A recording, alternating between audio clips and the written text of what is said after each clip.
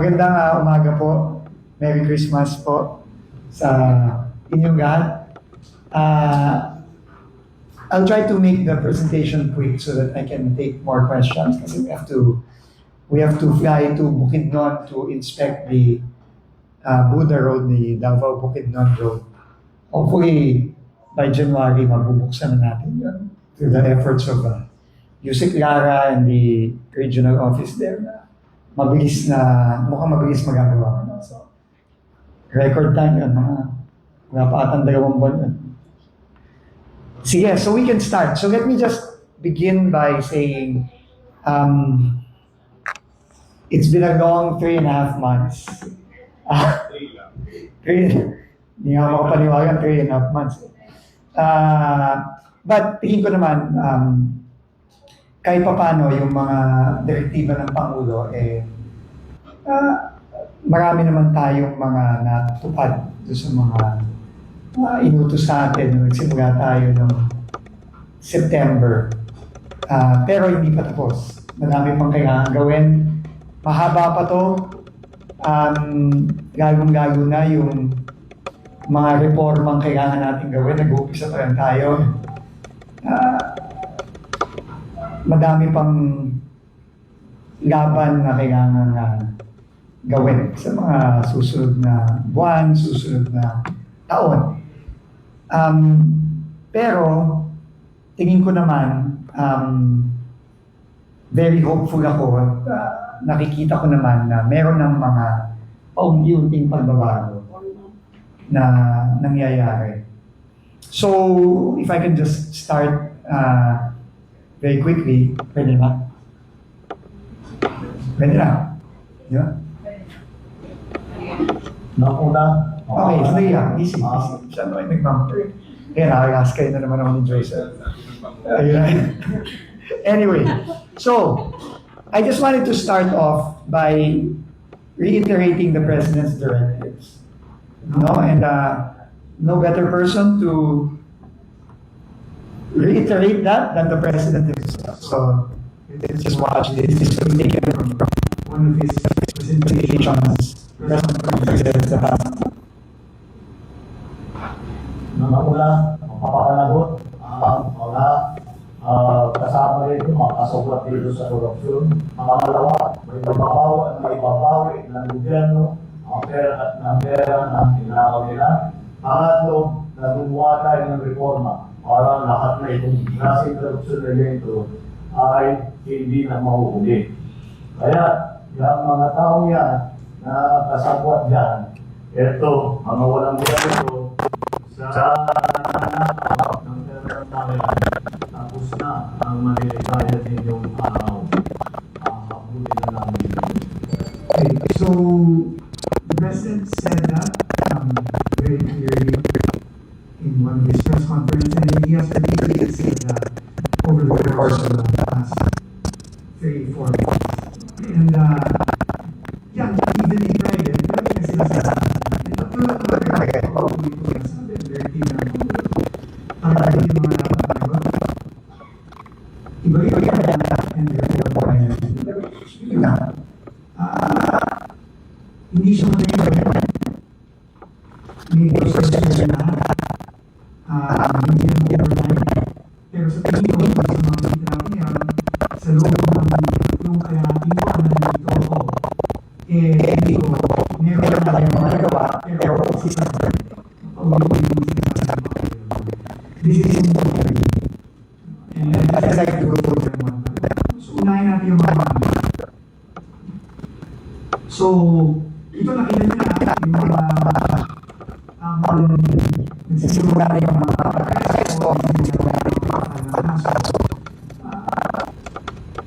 pero siguro sabi natin na yung mga karawakan. So, next slide please. Right now, 87 na ang nag-recommenda ang ICI ng DPWH ng ng mga charges of dander, station, anti-graft, bribery, and others. 87 individuals. Kasama dyan sila former Speaker Romualdez, sila former Congressman Zaldico, si Vizcaya, former Secretary Manny Bonoan, senators, congressmen, USECs, a COA commissioner, etc. Congressmen. 87 na. Lahat yan nasa ombudsman na. Through referrals filings by the ICI and the Siyempre, kasama rin yan ng BGC Boys, kasama ng iba pang mga aliado ng DPWH, at kasama rin ng mga iba't iba pang donators at meron pang iba pang mga 87, halos mag-isandaan na yan.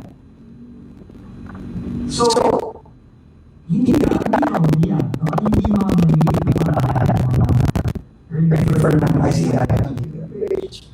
Pero sa mga at sabi rin ng ombudsman, kailangan mag-file ng kaso sa korte, kailangan mag-file ng kaso. At sa ngayon, yun na nagawa ng ombudsman. Nung makakaroon siya nagdagdagan siya, katulong ng ICI, katulong ng DPWH, katulong ng DOJ, katulong ng NBI, para pag-file sa korte, siguro na rin yung kaso. No? At ang umpisa na ito, umpisa ba ito? No, marami pang mga refer sa mga susunod na ito. So, ulitin ko. At ngayon, meron na 23 individuals na meron ng kaso sa korte. No, kasama na din dyan si Zaldico, etc. Anyway, so, alam na natin sila. So, kasama si Sara Vizcaya sa kaso sa Davao. Dalawa ang kaso ngayon na pinala sa bilang sa RTC ng Lagos. 16 sa ayan, hindi, alam naman natin gotcha. So, sa Oriental Mindoro kasama si Zaldico at si yung mga DPWH personnel. Sa Digos naman, kasama si Sara Vizcaya at yung mga DPWH personnel naman.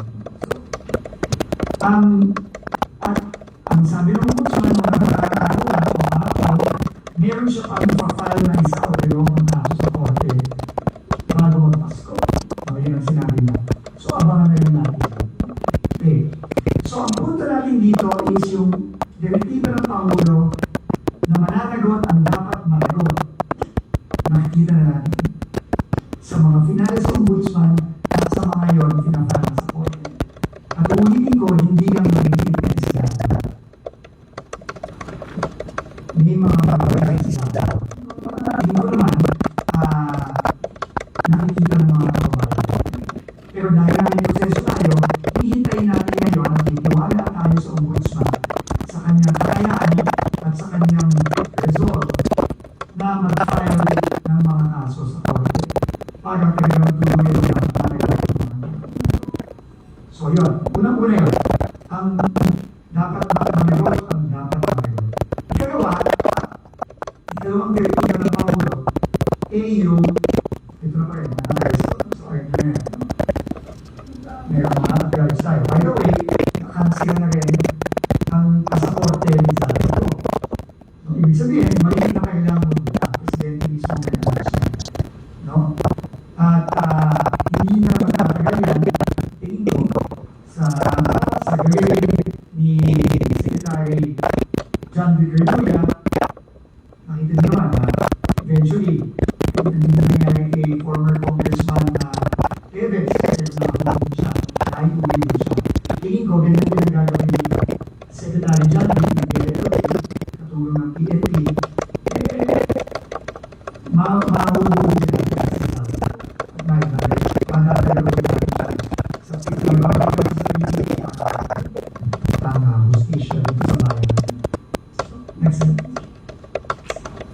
And of course, dito sa loob ng DPWH, 90 na ang either na-dismiss, na-suspend, at may administrative cases. 90 na. And again, umpisa pa lang yan. No? Tuloy-tuloy yan. Hindi kami tumitigil dito. No? Ang nakasign na dito ngayon ay si Undersecretary Ato Bisnal at si Jose Rafi Turan. Sila talaga ang nakatutok sa kanalon. Both within DPWH, mga nasa labas din ng DPWH. No? At syempre katulong nila si General Casurin sa ICI. So, tuloy-tuloy tayo dyan. No? Wala tayong tigil dyan. At tingin ko, tataas ka na tataas itong mga numero ngayon. Yung 87 na nasa ombudsman at yung 90, yung 23 na may kaso na sa korte at itong 90 na to na dito sa loob ng DPWH. Tuloy-tuloy lang yan. Hindi tayo titigil. Okay? Ngayon, mapunta naman tayo sa pagbabalik ng pera. So ito, equally important to sa mga dapat na gawin. At umaandar na tayo dyan. No? Kaya naman, 13 billion na ang na frozen, na freeze na assets. No? 13 billion frozen assets. Sorry.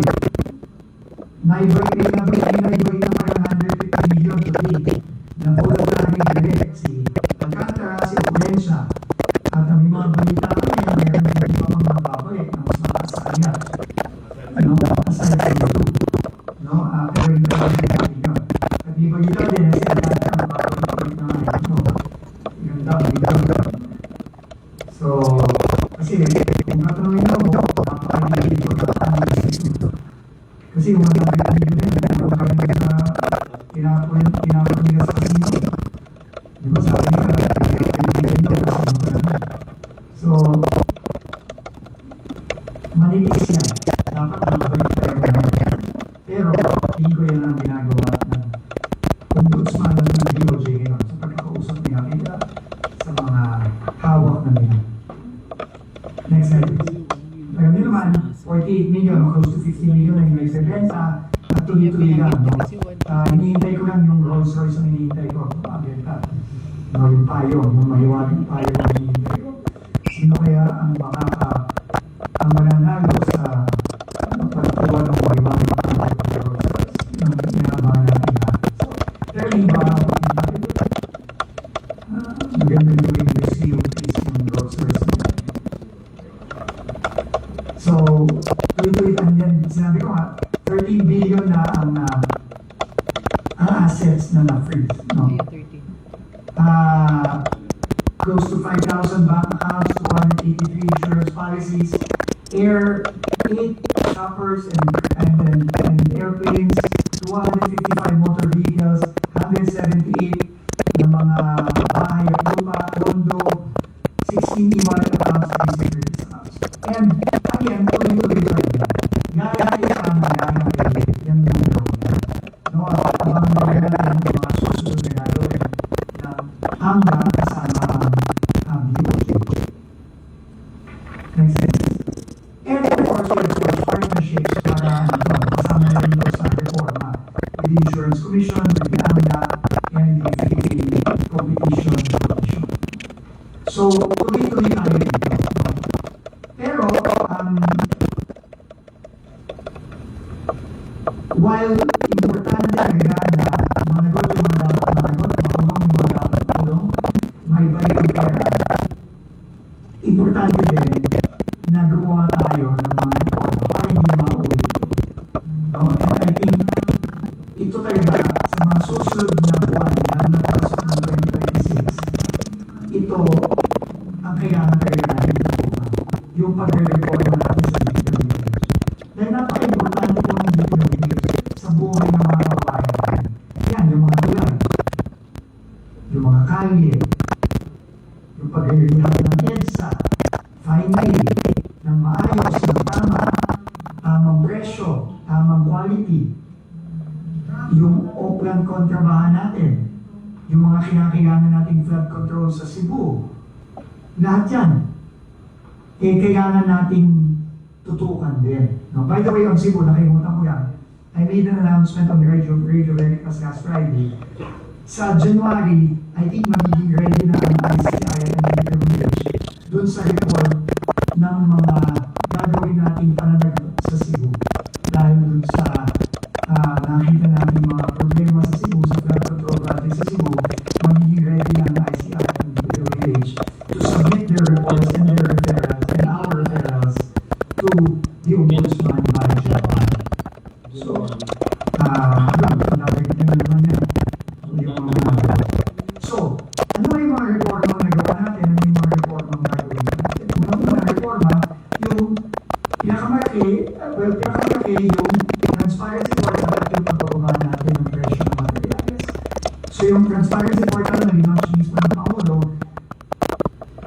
napaka-importante ito.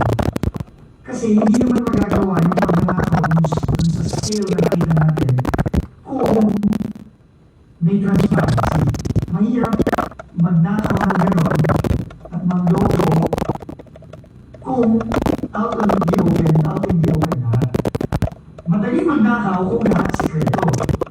Kaya nga talagang sinadya ko yung Bulacan First District Office, sinadya ko yung mismong kwarto at table mismo na kamera.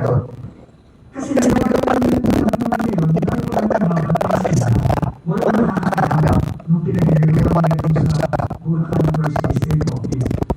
So, this transparency portal changes all of that and continues sa magiging ito. Kaya kasama dito si Yusek Lara kasi yung lahat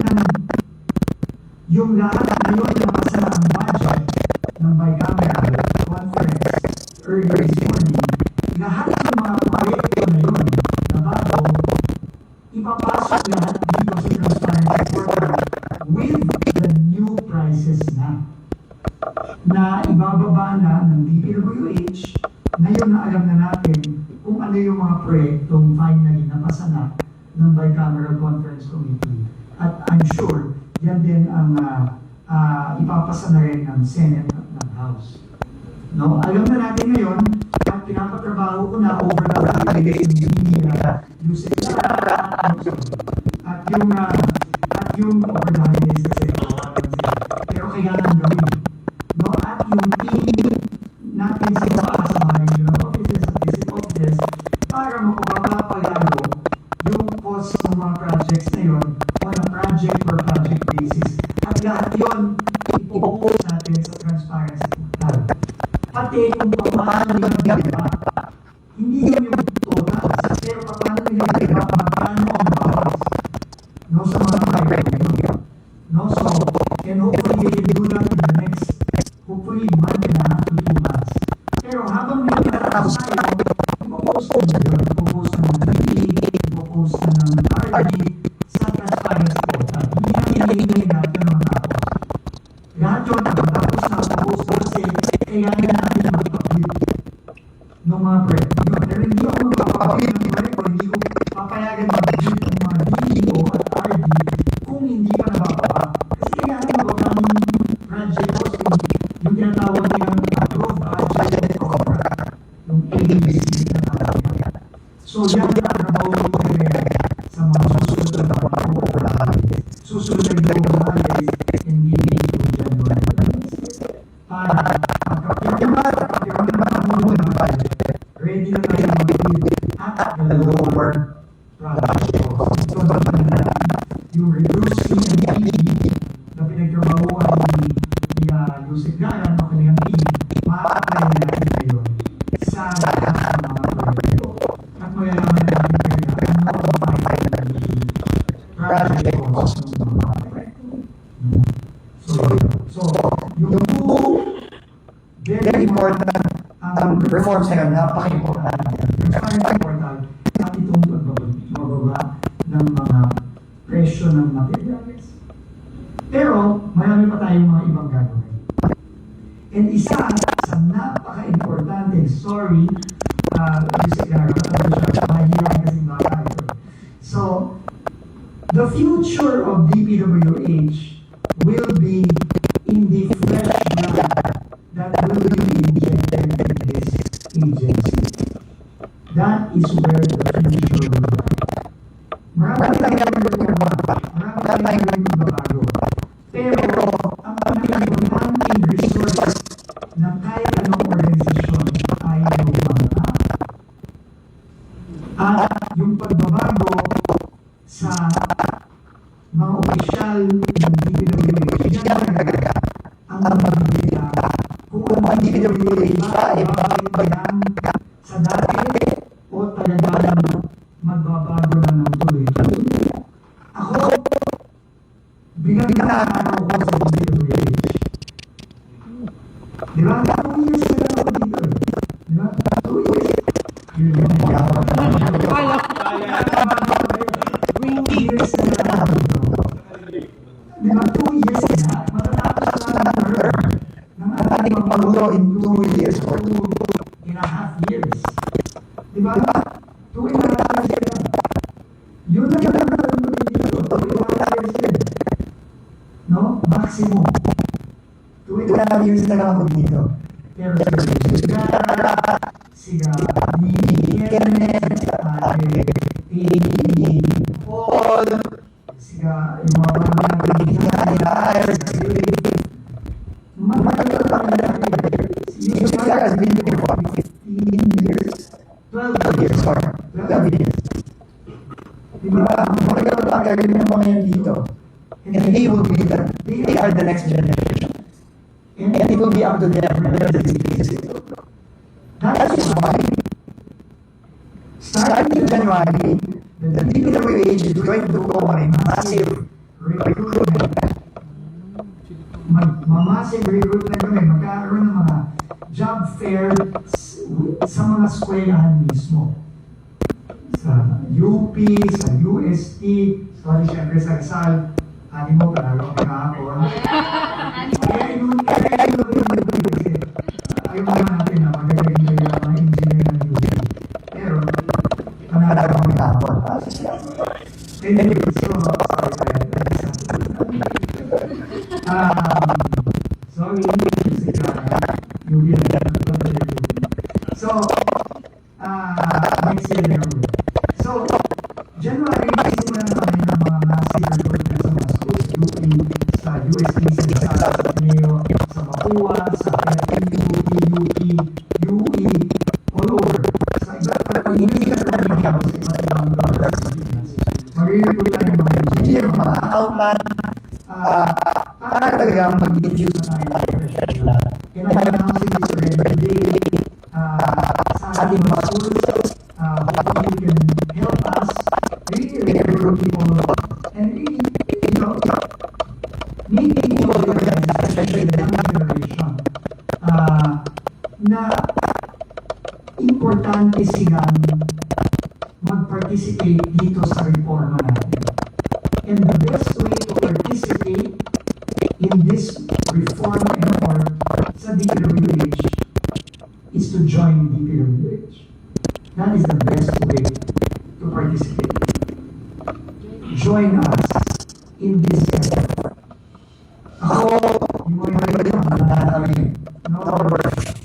you're in the field and our professional areas. But the new engineering graduates, the new engineering masters, the new maraming mga accountant ng mga kasusunod. So, kailangan din natin ng mga accountant. So, we need you. We need you to join us in this reform effort. And we will go around the schools. I will personally go around, to convince you to join us. Because we need you. We need fresh blood. We need young, dynamic, idealistic people to join us.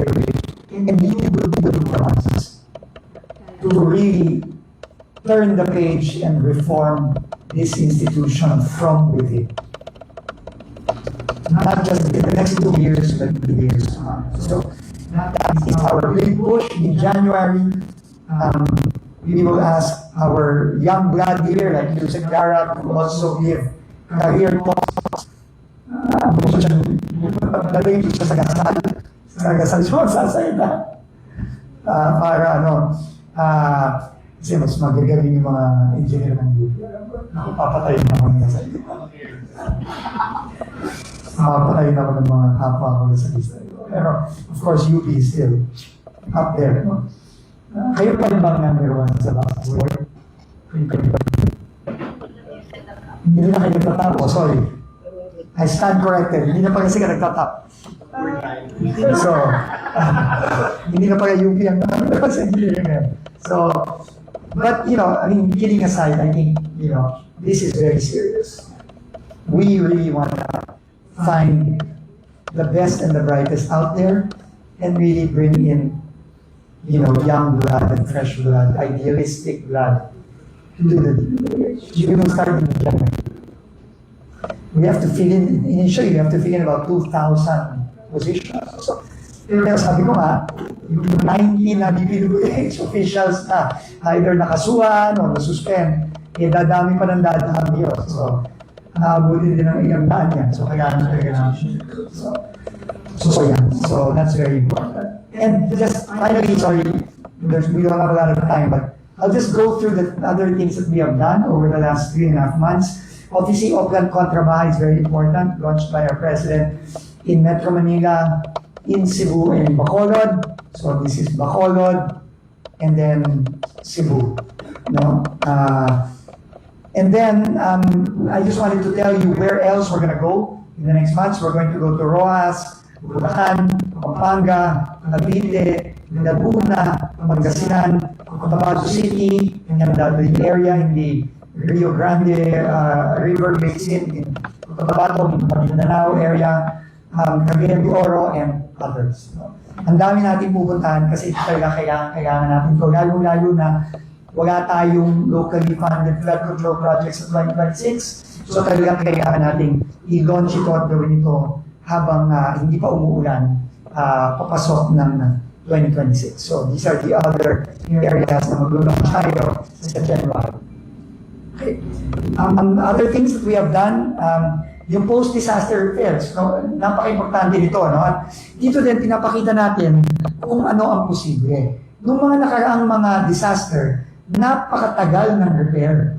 Ng classroom, ng health center, ng kalye, ng tulay, ng ospital. Ang tatagal. No? In fact, may mga nagreklamo sa akin mga LGU na nagreklamo din sa Pangulo natin na may mga disasters taon na ang binigang, hindi pa naaayos. So, yun ang isa sa mga binabago natin. And ito yung mga ginawa natin sa Cebu. Nakita nyo naman yung Bogo Hospital, I think in 1 month lang, operational na siya.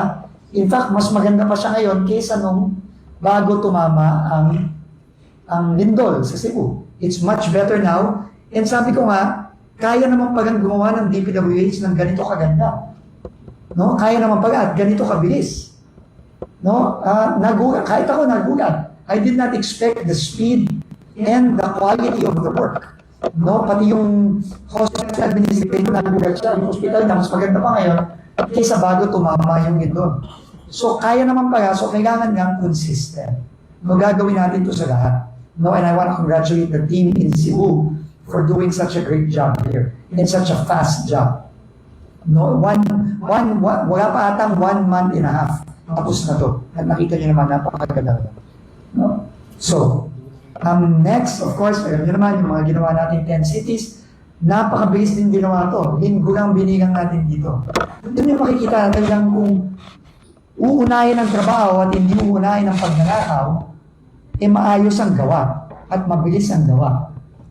No? Yun ang problema eh. No? Siyempre, pag pagnanakaw ang priority, walang mangyayaring ganyan. Pero, kapag trabaho, ang focus, yan ang makikita nyo.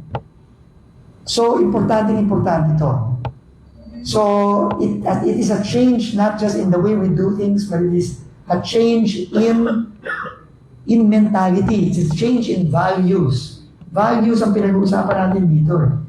If we will value the work more than anything else, you will get results like this. No? So, yun ang very important. And again, ulitin ko, ang hope talaga natin nasa mga bata. Yun ang hope ng DPWH. Ito, yung mga Masbate School repairs. Record time to, na-shock si Sexani Angara. Kasi dati nga taon nang binibilang dito para ma-repair. Pero ito, ginawa 2 buwan na. Yan, yun yung mga ospital sa Masbate, yung mga eskwelahan.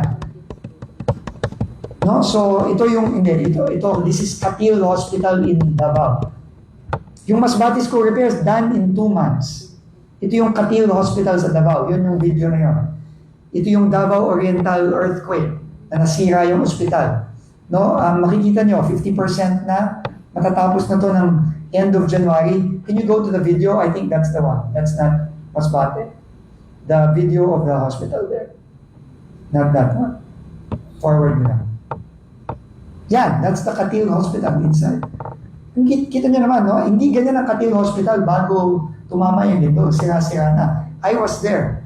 I visited that hospital, hindi siya ganyan. Tignan niyo naman kung gano'ng kaganda. Di ba? Kasi nga, inuuna yung trabaho. Di ba? So, next, sige. Ito yung bridge sa Cebu, no? Ito yung gumiba. No?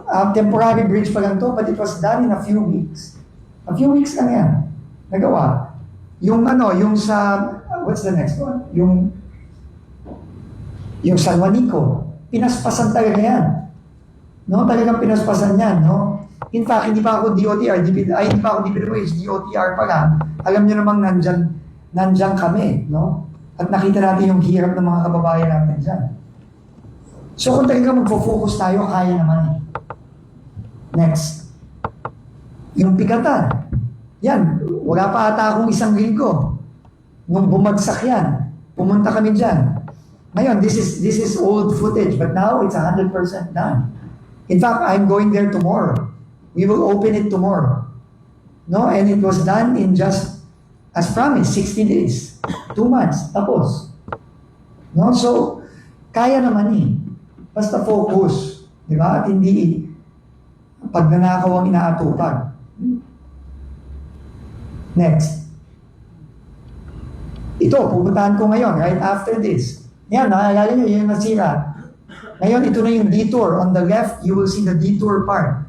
Yan na yan. I think by the end of the month, sisimentohan na yan. So by January, middle of January, tapos na to. Can you imagine? Di ba? Kung hindi magfo-focus at talagang magtutulungan, baka 1 taon bago maayos yan. But since nagtulungan sila Yusek Lara, yung regional director natin dyan, si R.D. Beth, nagtulungan sila to find a solution. Tinulungan tayo ng mga Japanese consultants natin sa Katahira. They found a solution. Remember, I was just there about a month ago. Yung kung saan yung mga equipment ngayon, ano yan? That's a ravine. Ano yan? Bangin yan. Pero tinan nyo kung gaano kabilis nilang nagawa. No? Kasi hindi na talaga natin pwedeng ayusin yung nasirang yun eh. Kasi pag inayos natin yun, guguho at guguho ulit yun. So we have to find a safer way, and the safest one is now on the left. So I will be there later this morning. 1.5 months lang ang timeline yan. Matatapos yan. So, kaya eh. Kayang gawin. Kayang gawin. So, next.